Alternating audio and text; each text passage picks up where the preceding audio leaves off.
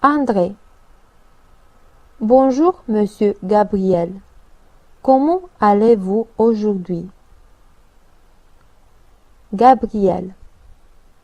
Ça va bien, merci. As-tu préparé les documents pour la rencontre d'aujourd'hui? André. Oui, on a un dossier pour chacun de nos clients. Gabriel.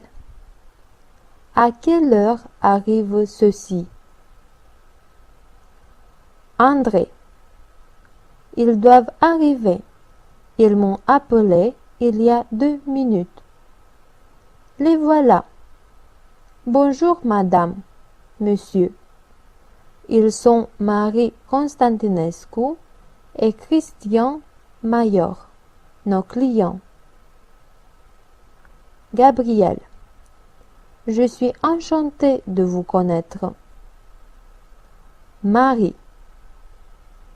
C'est un grand plaisir pour nous. Peut-on commencer? André. Oui, bien sûr. Puis-je vous offrir un café? Marie. Oui, s'il vous plaît. Nous représentons deux des plus grandes compagnies opérant sur le marché, Coca-Cola et Lidl, et on a besoin de vos études de marché pour un sondage concernant un nouveau produit qu'on voudrait y lancer. Nous voulons savoir quel impact aura celui-ci sur nos possibles consommateurs. C'est pour cela que nous vous avons contacté. Gabriel. Vous savez bien qu'on est l'une des entreprises les plus sérieuses en ce qui concerne les études de marché. Donc, on est à votre disposition. Christian. Le sondage pour le nouveau produit demande quelques conditions particulières de développement. Je vous explique immédiatement. Le résultat du sondage doit être finalisé dans une semaine et pour cela, on a besoin de 10 000 personnes interviewées, hommes et femmes, âgés entre 18 et 55 ans du milieu urbain. Croyez-vous que vous puissiez réaliser ce projet? Gabriel. Bien sûr, nos employés travaillent en équipe. De 8 heures du matin à midi, de 14 heures à 20 heures et de 20 heures à minuit, de manière à couvrir tous les intervalles de temps. Tous ceux-ci travailleront à ce projet. On a des ressources humaines suffisantes pour finir à temps. Marie. C'est bien. Je vois que vous êtes préparé à collaborer avec nous. Christian. Il y a aussi le côté financier. Notre budget est de 5 000 euros. Cela vous semble-t-il intéressant? Gabriel. C'est assez convenable. Qu'en penses-tu, André? André. Je suis entièrement de votre avis. Christian. Alors, on signe le contrat et à partir de lundi, vous pouvez démarrer le sondage. On parlera au téléphone pour établir quelques détails supplémentaires. Gabriel. Certainement, ce fut un plaisir de vous connaître. Au revoir. Marie. Au revoir, monsieur Gabriel. Christian. Au revoir.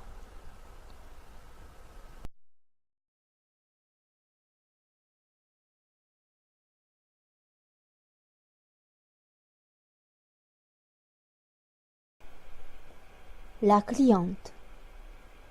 Bonjour, je voudrais une coupe. Êtes-vous disponible maintenant? La coiffeuse. Bonjour. Bien sûr, assieds-toi. Tout d'abord, je te peignerai les cheveux parce qu'ils sont longs et se mêlent facilement. Comment veux-tu que je te coupe les cheveux? La cliente. Seulement quelques centimètres, pas trop. Je veux les laisser pousser. La coiffeuse. Très bien. La cliente. Et je voudrais aussi que vous me coupiez une frange, s'il vous plaît. La coiffeuse. Oui, bien sûr. C'est comme tu veux. 20 minutes plus tard. La coiffeuse. Tu es prête. Regarde-toi dans le miroir. La cliente. J'aime bien la coupe. Merci. Je vous dois combien? La coiffeuse. Ça fait 10 euros. La cliente. Au revoir. La coiffeuse. À la prochaine fois.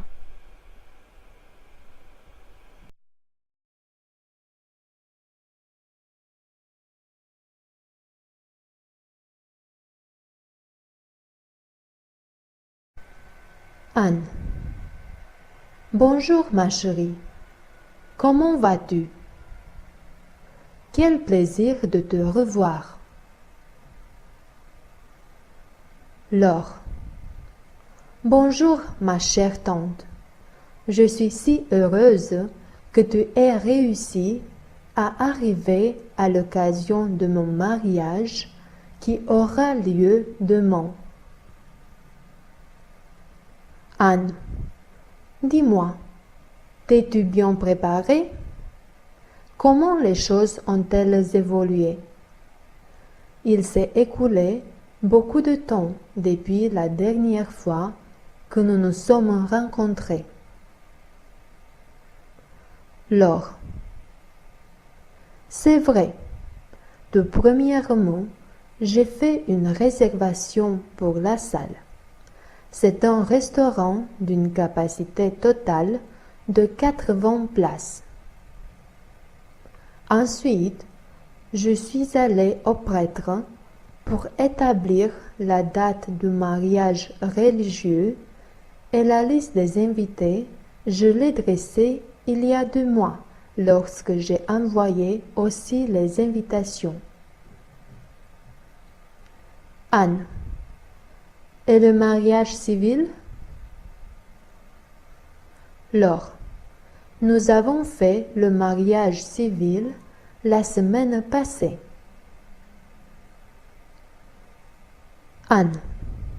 Quels sont les documents dont vous avez eu besoin pour le mariage civil? Laure.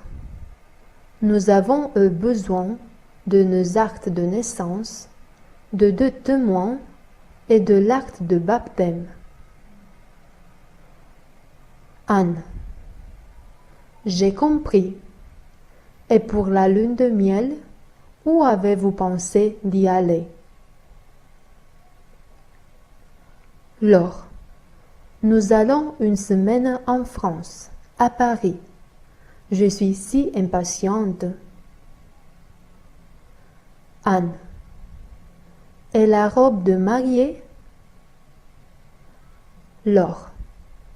Je n'ai montré à personne ma robe de mariée. Je veux que ce soit une surprise pour tout le monde. J'ai fait 5 essayages pour la robe. Mais, si tu veux, je peux te montrer les souliers de mariée. Anne. Oui, certainement. Et les autres détails? Laure. La programmation pour la coiffure et le maquillage est prévue à 8 heures du matin. Et aujourd'hui, à 16 heures, je dois aller chez la cosméticienne. Anne. Quelle fleur as-tu choisi pour le bouquet de mariée? Laure. J'ai choisi des roses blanches. Ce sont mes fleurs préférées. Anne. Et quoi d'autre devrais-tu faire? As-tu choisi le menu? Laure. Oui, c'est le menu classique. Tout va bien jusqu'ici. Anne. Je suis si heureuse pour toi, comme si j'étais la jeune mariée. N'oublions pas le riz. Laure. Oui, tu peux t'imaginer dans quel état je me trouve. Je te remercie, ma chère tante, que tu es ici, à côté de moi.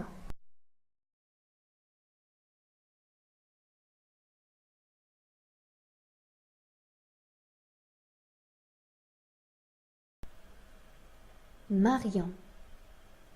Je suis garçon, j'ai les yeux bleus et les cheveux blonds et je me considère comme maigre parce que je n'ai que 68 kilos pour 1,80 m de hauteur. J'ai une constitution athlétique. Anne. J'ai les cheveux longs et châtains et les yeux noirs. Je me considère comme normale parce que j'ai 1,70 m d'auteur et 58 kilos. Je suis bien dans ma peau. J'ai le nez retroussé. Catherine. J'ai les cheveux courts et roux et les yeux verts. J'ai toujours aimé porter les cheveux courts. Il est vrai que je suis un peu petite.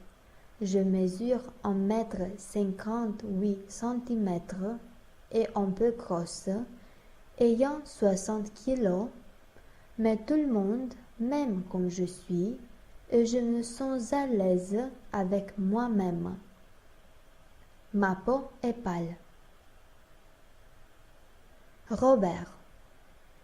Je suis garçon, j'ai les yeux marrons et les cheveux châtains foncés. Je suis un peu en surpoids, j'ai 95 kilos pour 1,85 m d'auteur. Certains me disent que je suis gros et que je dois nécessairement perdre du poids. Rado. J'ai les yeux bleu-vert et les cheveux blonds foncés. Je suis en surpoids parce que je mesure 1,78 m et j'ai 60 kilos. Je pratique beaucoup de sport et c'est pour cela que je suis si maigre, comme mes amis le disent. Je dirais plutôt que je suis en forme. Qu'en pensez-vous?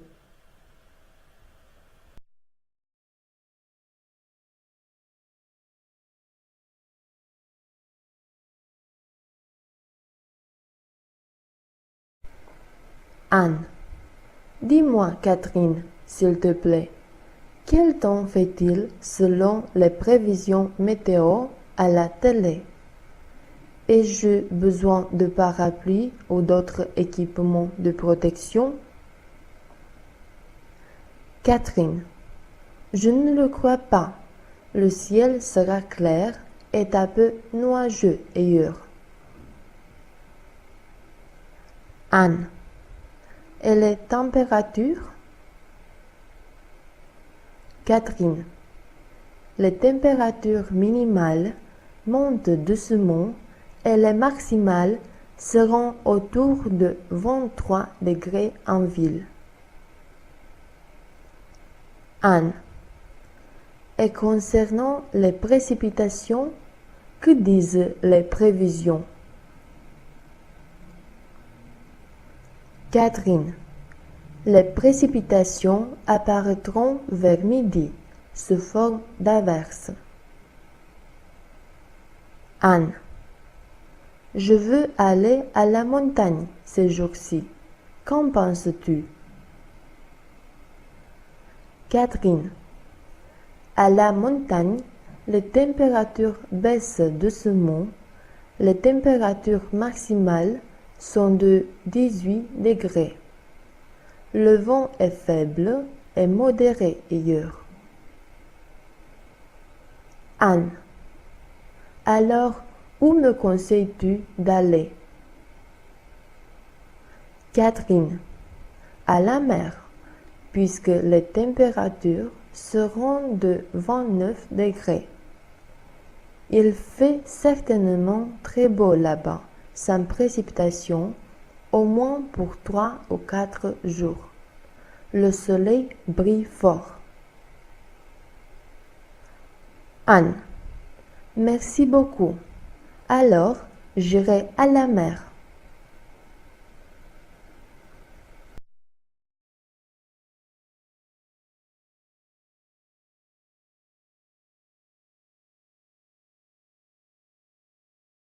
André, dis-nous les numéros cardinaux de 1 à 10, s'il te plaît.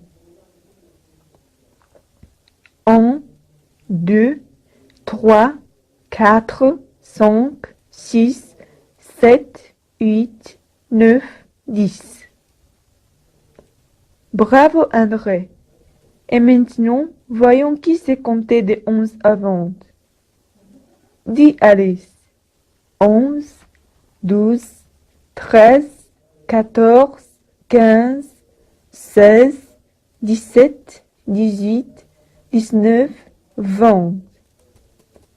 Bravo Alice. Allons un peu plus loin et rappelons-nous comment sont formés les numéros de 20 à 100.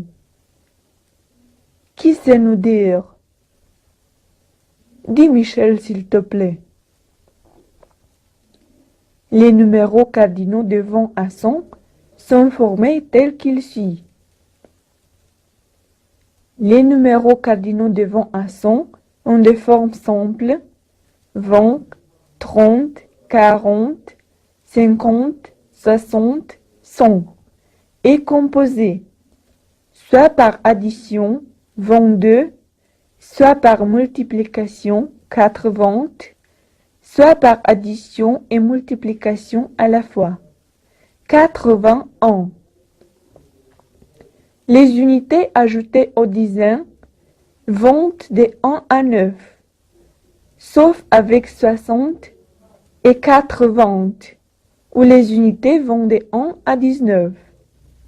73.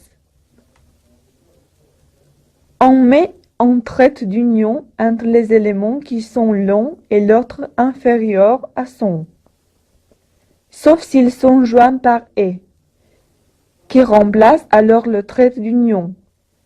79 mais 21. La conjonction « et » s'emploie pour rejoindre 1 aux dizaines, sauf 81 et dans 71. Je te félicite, Michel. Et pour conclure, récapitulons les numéros ordinaux de 1 à 10. Qui peut nous aider? Oui, Félicie. Écoutons.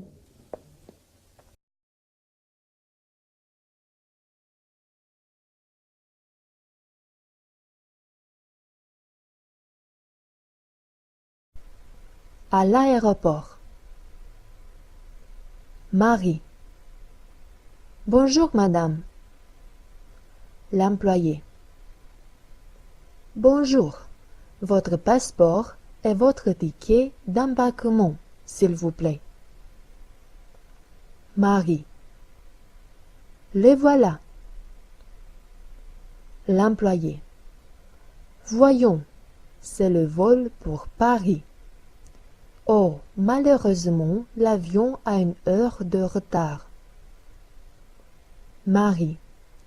Ce n'est pas possible. L'employé. Oui, c'est à cause des conditions météo. Mais ne vous inquiétez pas, on peut faire l'enregistrement. Marie. C'est très bien. L'employé. Les bagages, s'il vous plaît. Voyons, vous avez seulement un bagage à main. Marie. Oui, seulement celui-ci. C'est un voyage d'affaires pour 1 journée. L'employé. Pour le bagage, vous ne devez rien payer. Il est inclus dans le prix du billet. Tout va bien. Voilà votre ticket d'embarquement et votre passeport. Vous pouvez vous rendre à la porte 2. Bon voyage. Marie. Merci. Dans l'avion. L'hôtesse de l'air. Mesdames et messieurs, soyez les bienvenus à bord de l'appareil 543 à destination de Paris. Nous vous informons les détails concernant l'équipement de cet appareil. Chaque siège a une ceinture de sécurité qui doit être attachée. Observez comment les ceintures s'attachent, s'ajustent et se détachent. Pour votre sécurité, nous vous prions de maintenir vos ceintures attachées pendant tout le vol lorsque vous êtes assis. En cas d'urgence, gardez vos sièges avec les ceintures attachées. En cas de dépressurisation de la cabine, les masques d'oxygène qui se trouvent au-dessous tomberont automatiquement à votre portée. Placez-les sur votre visage et respirez normalement. En cas d'atterrissage d'urgence, prenez la position de sécurité telle qu'elle apparaît sur les dépliants situés devant votre siège. En cas d'amérissage, vous trouvez sur vos sièges les gilets de sauvetage.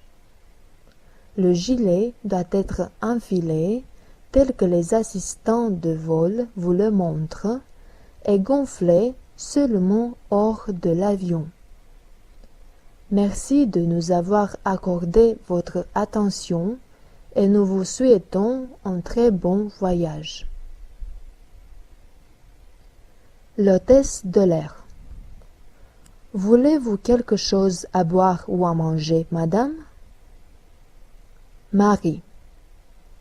Oui, un verre d'eau et un sandwich, s'il vous plaît. L'hôtesse de l'air. Voilà. Désirez-vous autre chose? Marie. Non, merci. Après 2 heures. L'hôtesse de l'air. Mesdames et messieurs, nous sommes arrivés à Paris. La température est de 15 degrés et le ciel est clair. Merci d'avoir choisi notre compagnie.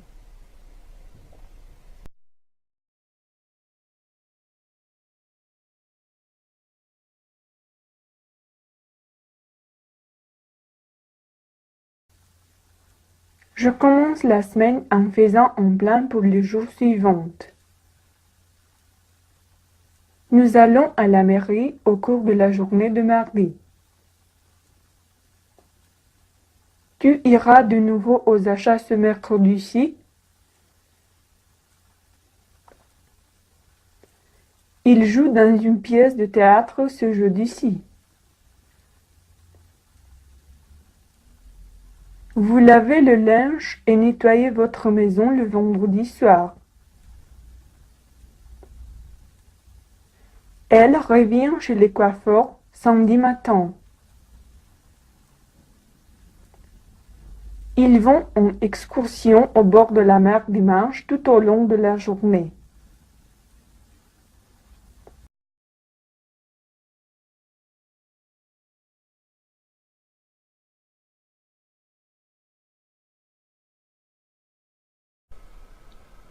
Jeanne. Salut, je m'appelle Jeanne. Paul. Bonsoir, moi c'est Paul. Jeanne. D'où es-tu? Paul. Je viens de New York. J'ai 21 ans et je suis américain. Et vous? Jeanne. Je suis de Londres. J'ai 35 ans et je suis anglaise. Que fais-tu ici? Paul. J'étudie la médecine. Jeanne. C'est très joli. Je suis ton professeur. Paul. À quelle heure commence le cours? Jeanne. Il commence dans 5 minutes. Paul. Voilà un de mes amis, Marian. Lui aussi est étudiant, mais en médecine. Jeanne. Maintenant entrons dans la classe pour commencer le cours.